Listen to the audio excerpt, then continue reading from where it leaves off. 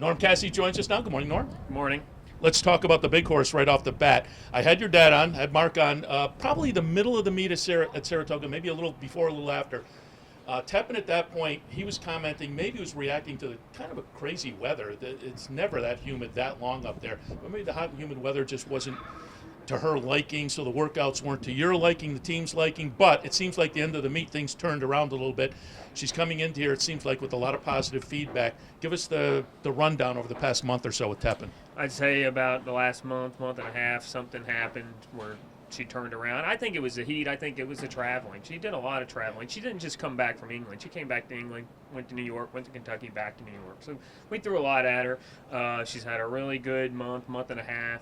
She's really hasn't been a good workhorse in a long time. She's become a great workhorse again. So we're really excited to get her started because she's training really well. And so now it's, you were aiming at that point. Boston Spa was possible. Obviously, that didn't happen. So 3 months off now. Is that a concern?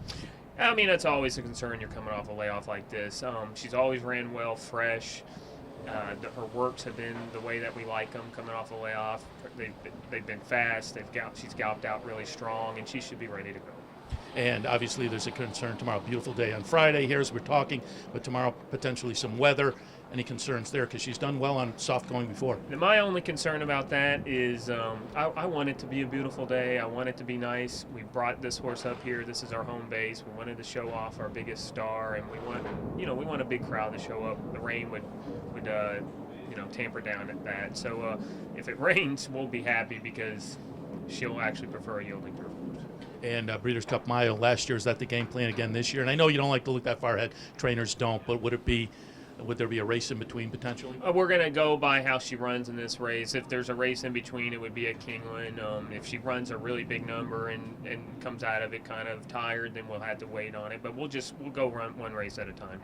Very good. Let's talk about some others on the weekend. The Ontario Derby, you have 0 Hour in there.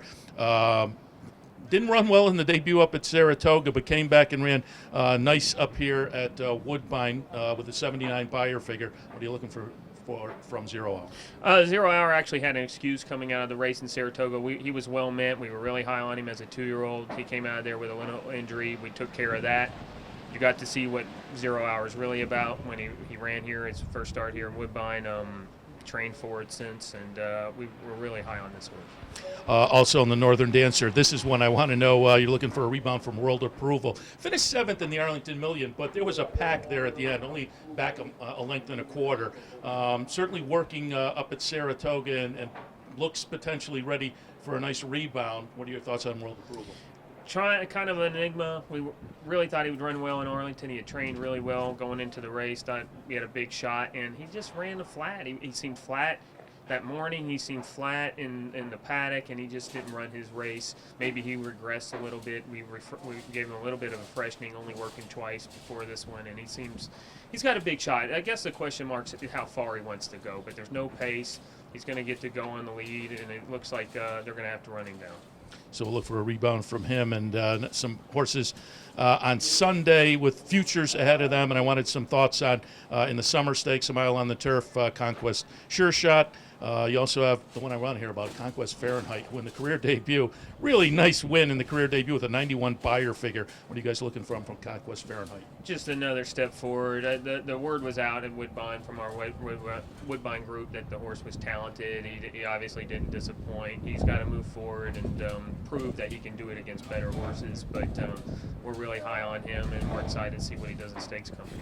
Let's talk about the Natalma, because one of the buzz horses from Saratoga, Black Canary, we talked about him on the network that morning. He won, but it was a ding-dong battle with the Pletcher horse, so I liked it 7 or 8 to 1. But you guys came out on the high end there, and running third was, I think, a promising horse from Jimmy Toner, Bellavase, who I think is going to be very nice as well. So you have Black Canary and then Natalma and Endstone as well. You also have Thor Barber, but talk a little bit about Black Canary and Endstone.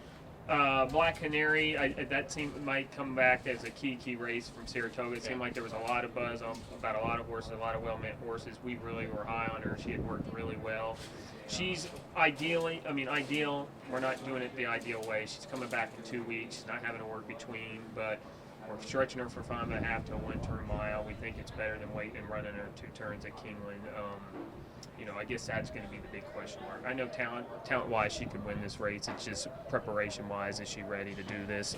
In Stone's another horse that we're really excited about.